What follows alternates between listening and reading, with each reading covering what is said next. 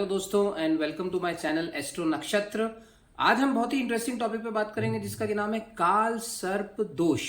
नाम से ही डर लगता है, राइट। और बहुत सारे लोगों में मैंने देखा है कि अगर किसी एस्ट्रोलॉजर ने उन्हें बता दिया कि भाई आपकी कुंडली में काल सर्प दोष है, तो वो they keep running here and there and they are so scared that my god, मुझे काल सर्प दोष है, अब तो मैं गया।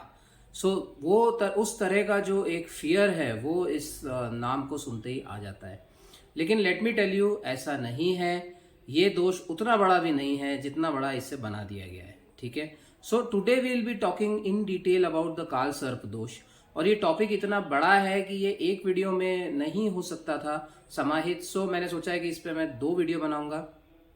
आज मैं आपको बताऊंगा काल सर्प दोष क्या होता है और किस किस तरह से बनता है, और नेक्स्ट वीडियो में हम सारे प्रकार के काल सर्प दोष के बारे में इन डिटेल डिस्कस करेंगे। Okay, so if you want to have a more insight about my channel, please subscribe my channel, like my channel and don't forget to press the bell icon. Okay, now Kaal Sarp दोष क्या होता है, ठीक है। काल सर्प दोष basically किसी भी क्लासिक्स में इसके बारे में नहीं बताया गया है। तो आप पाराशर होरा शास्त्र पढ़िए, या आप फल दीपिका पढ़िए, या यू रेफर सरावली और बृहद जातकम, किसी भी क्लासिक में इसके बारे में नहीं बताया गया है। कुछ कुछ जगहों पे सर्प योग का जरूर विवरण है, लेकिन वो भी बहुत संक्षेप में है। और सर्प योग is different then the Kaal Sarp दोष। Okay, now what is a काल सर्प दोष? काल सर्प दोष बेसिकली आपके हॉरोस्कोप में तब बनता है जब आपके राहु और केतु के बीच में सारे ग्रह आ जाते हैं। ओके, सो फॉर एग्जाम्पल, अगर आपकी कुंडली में राहु लेट अस से 3rd हाउस में बैठा हुआ है और जो केतु है वो 9th हाउस में बैठा हुआ है, और ये केतु से लेकर के राहु तक के बीच में सारे ग्रह आ जाते हैं, तब इसे काल सर्प दोष बोलते हैं। ऑन द कॉन्ट्ररी, अगर राहु पीछे है और केतु आगे है और सारे ग्रह उनके बीच में आ गए, तो उसे काल अमृत योग बोलते हैं, ठीक है। ये दोनों अलग अलग चीजें हैं, लेकिन हम डिस्कस काल सर्प दोष के बारे में करेंगे क्योंकि इसके ऊपर ज्यादा बातें होती हैं और ज्यादा ड्रेडेड है ये, ठीक है। नाउ ये मैंने आपको बताया किस तरह से काल सर्प दोष बनता है, जब सारे ग्रह राहु और केतु के मध्य में आ गए, ठीक है। ऐसा नहीं है कि ये दोष बनने के बाद में हॉरोस्कोप में बहुत मेजर नुकसान हो जाएगा, ऐसा कुछ भी नहीं है। हमने बहुत बड़े बड़े साइंटिस्ट्स के, स्पोर्ट्समैन के, फिल्म सितारों के हॉरोस्कोप्स में देखा है कि ये काल सर्प दोष बनता है और उनके जीवन में इसका प्रभाव अंश मात्र भी नहीं रहा, ठीक है।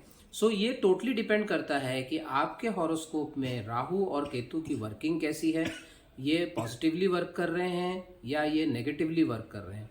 अगर ये आपके हॉरोस्कोप में राहु और केतु पॉजिटिवली वर्क कर रहे हैं, देन आपको इसका बिल्कुल भी प्रभाव नहीं पड़ेगा, ठीक है।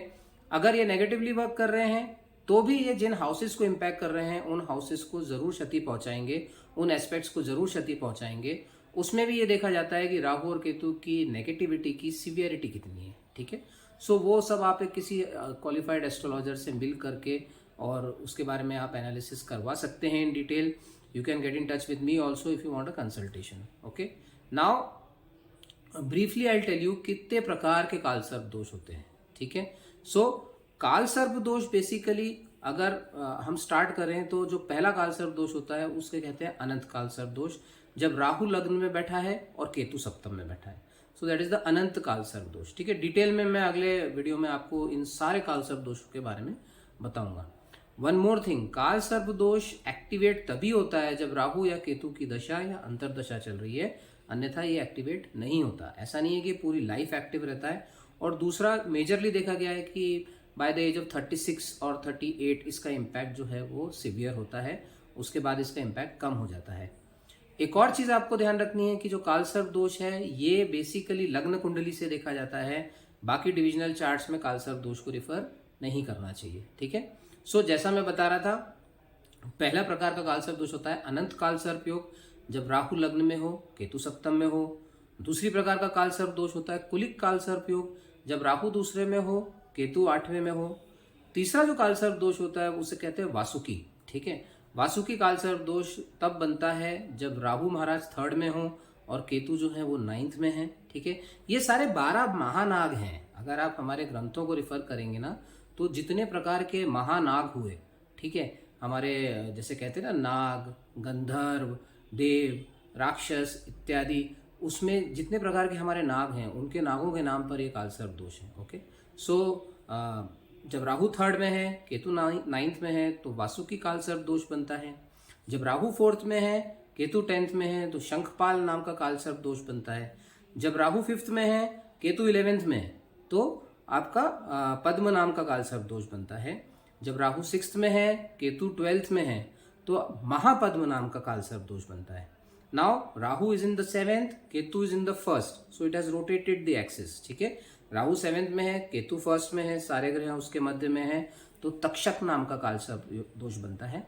राहु 8th में है, केतु 2nd में है, तो कर्कोटक नाम का कालसर्प दोष बनता है। ओके, राहु 9th में है और केतु 3rd में, तो हमने वासुकी में क्या देखा कि राहु 3rd में था और केतु जो थे वो 9th में थे।